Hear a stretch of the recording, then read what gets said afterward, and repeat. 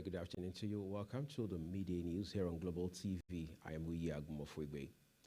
The federal government has disclosed plans to network with the International Finance Corporation, IFC, institutions and countries that are wealthy, aimed at facilitating direct foreign investment into Nigeria. This was disclosed in an interview session with the Special Advisor, Special Duties, Communications and Strategy to the President, Dele Alake, on Wednesday after President Tinubu's closed-door meeting with top government officials on the trip to Paris prior to the Financial Pact Summit. Our correspondent, Prince Adegoke, has details.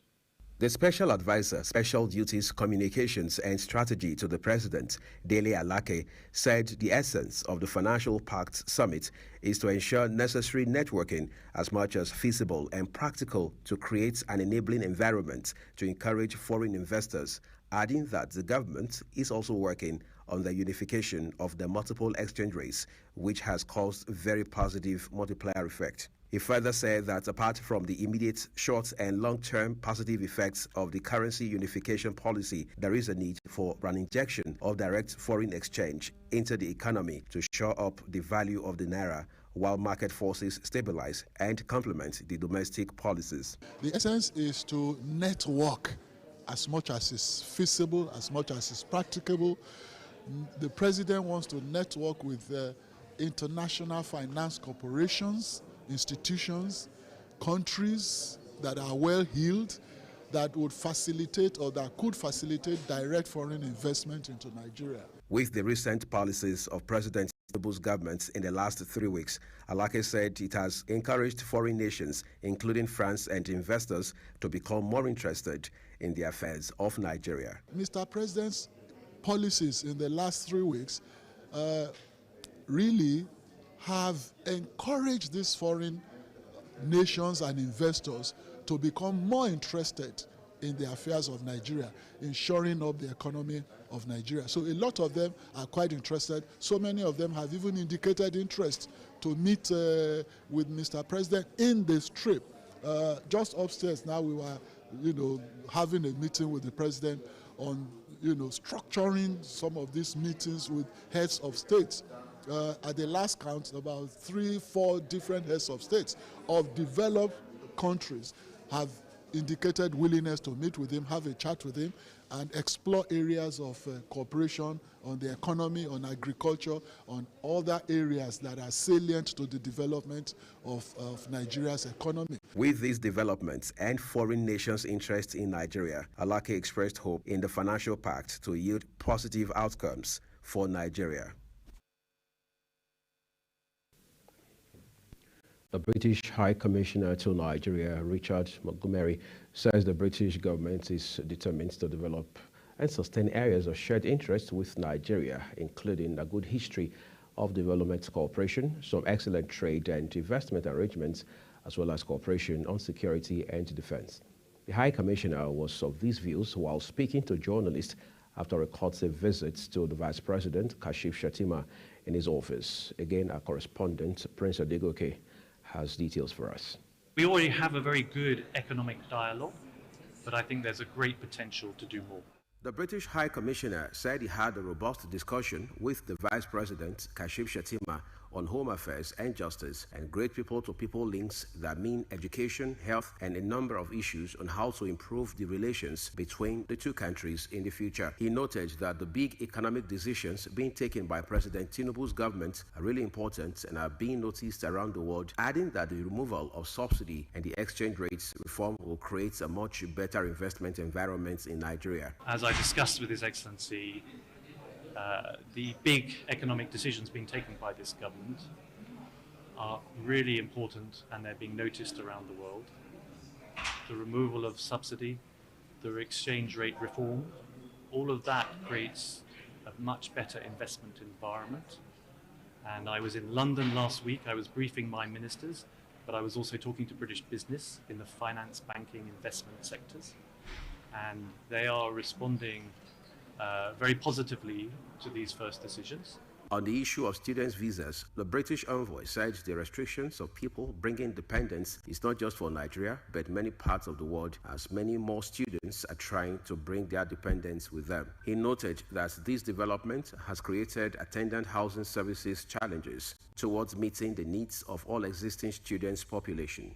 The issue about restrictions on people bringing dependents, that's partly because not just from Nigeria, but from many parts of the world, many more students are trying to bring their dependents with them. And I think that there are two issues here. The first is it's not always possible to find the housing and services to meet all the needs of all our existing student population. And secondly, I think reasonable people would accept that we have to manage our visitor numbers and that we have to manage migration in and out of the UK.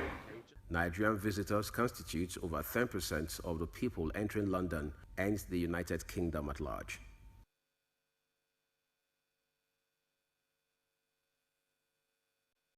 Operatives of the Department of State Services, DSS, have conducted the search of the Abuja home and office of the suspended chairman of the Economic and Financial Crimes Commission, EFCC, Abdulrasheed Bawa. Close associates of Bawa in the EFCC were also invited for questioning over alleged mismanagement, misappropriation, and diversion of proceeds of sold assets forfeited to the Commission. Bawa, who is currently in the custody of the DSS Yellow House, Abuja, is being held for alleged financial impropriety. EFCC helmsman Tinubu had on June 14 suspended Bawa as EFCC chairman indefinitely, following which the DSS picked him up.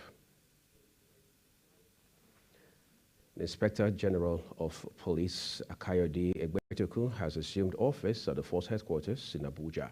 This was immediate past IGP Usman Baba officially handed over to Egbetoku as acting IGP at about 12 o'clock yesterday. In his first speech, the acting IGP admitted the enormous responsibility that accompanies his appointment. Kikalamo Okere has more.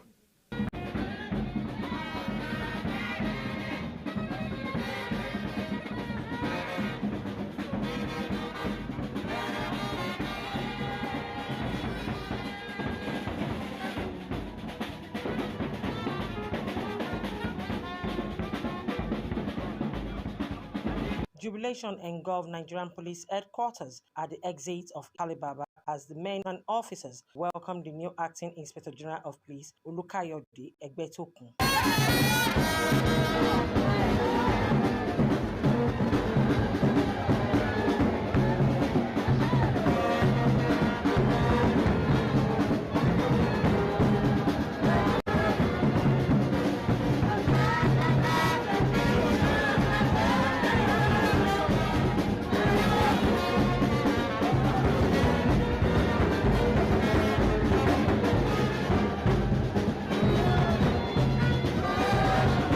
As tradition, a parade was conducted to welcome the new Acting Inspector General of Police.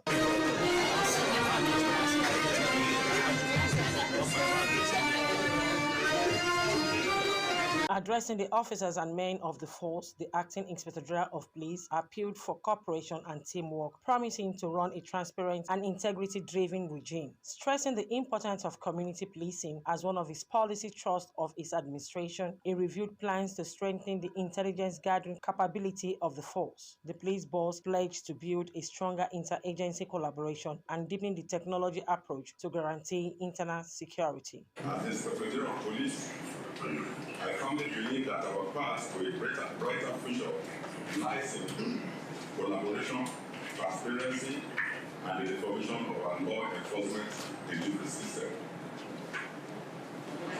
First and foremost, I acknowledge our citizens' deep-rooted concerns and grievances against the police. It is no secret that the Nigerian police force has faced its fair share of criticism in the past. Instances of misconduct, corruption, and abuse of power have eroded public trust.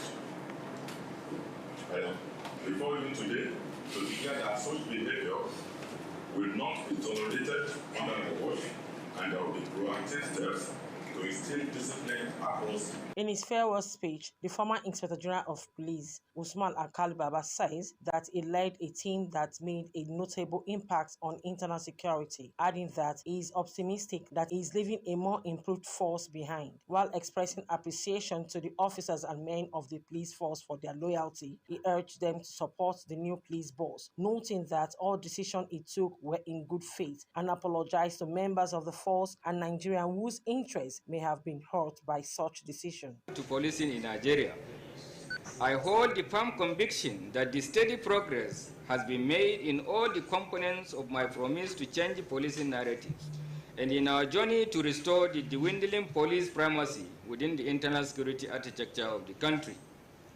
We might not be there, or we might not yet be there, but certainly the pathways have been clearly defined, firm foundation built, and the giant strides taken for a new force leadership to leverage on his quest for a better. The new Inspector General of Police appealed to Nigerians to support the Nigerian police force in fighting against criminal activities. The high point of the event was the exchange of baton.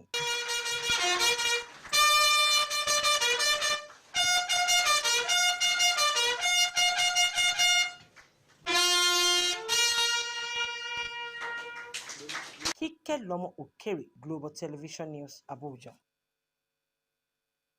Nigeria's National Emergency Management Agency, NEMA, has welcomed 102 distressed Nigerians, mostly young women from Tripoli, Libya.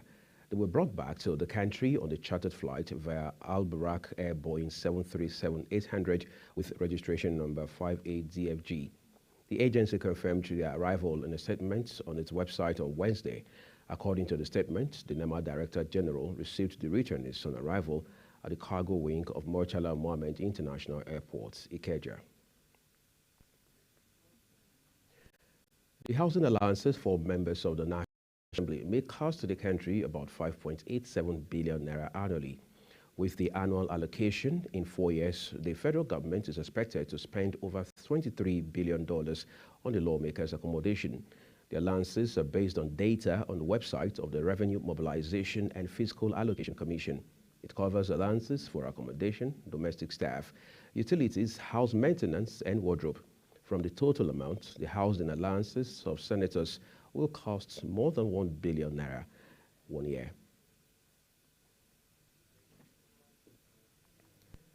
As we turn to the country's northwest now, the Kano State Governor Abba Yusuf has approved the reinstatement of Muri Rumigado as chairman of the Public Complaints and Anti-Corruption Commission.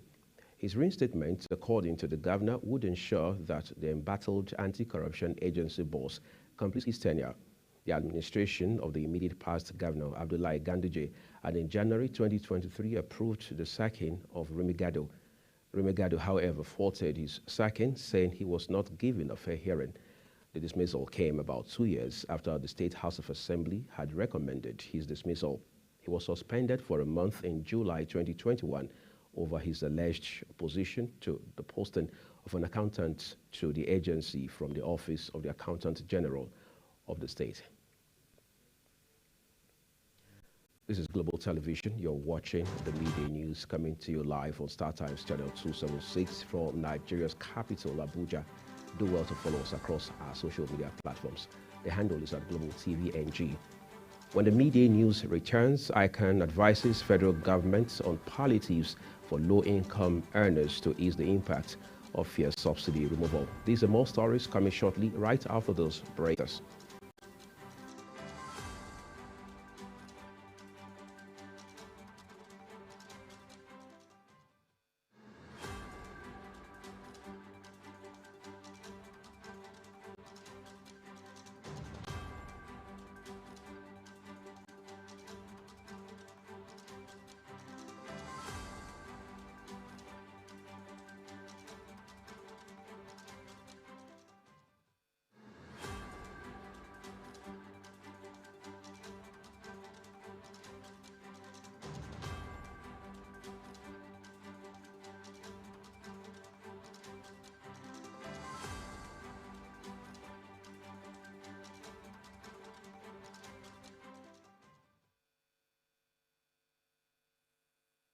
The International Labour Organization, ILO, is taking action to guarantee that domestic workers have access to good quality jobs as global demand for this category of workers is expected to rise.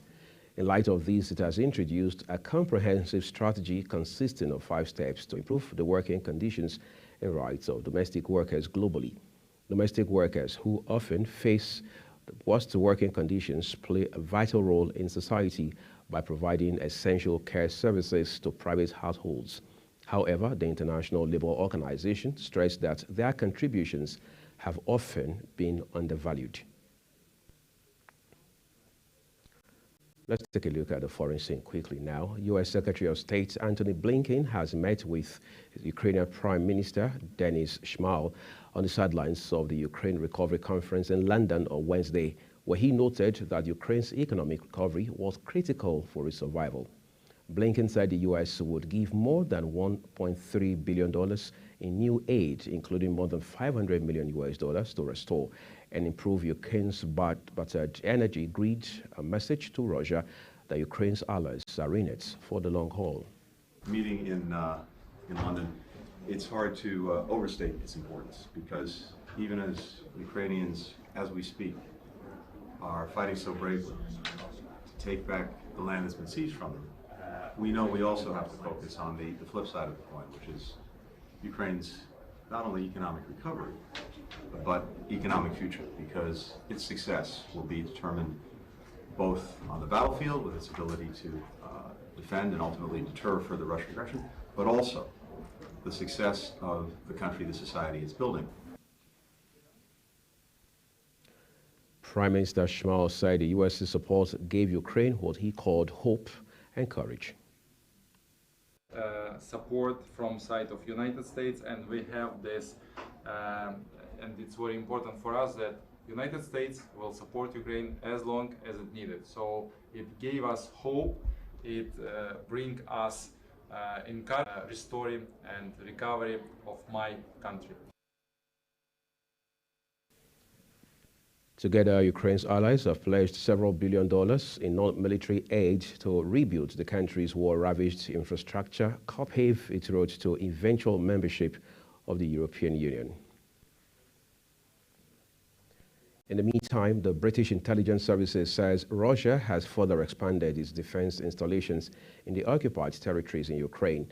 The Ministry of Defense in London had announced on Wednesday that significant efforts have been made, especially in the vicinity of the Crimean Peninsula, which Russia annexed in 2014 in violation of international law. According to London, the sophisticated defensive positions underlined Russia's assessment that Ukrainian forces are capable of attacking Crimea directly.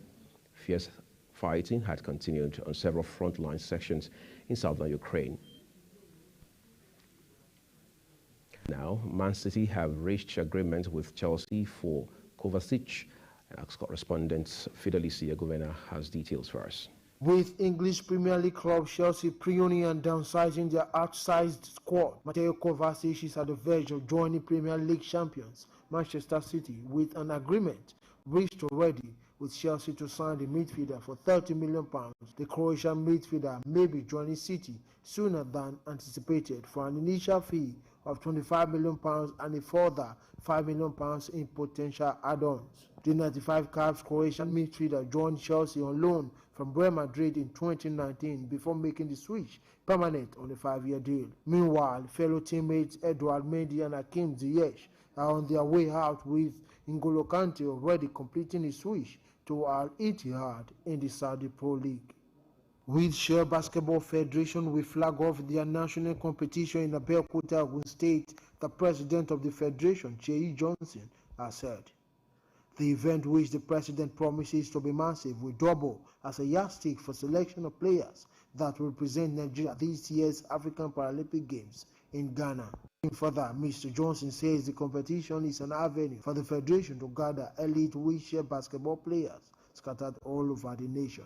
The competition is bid to begin tomorrow, Thursday, 22nd June through 25th June at the Abeokuta Sports Stadium in Ogun State. In the world of sports, Fidelis Iyagumena reporting for Global Television News.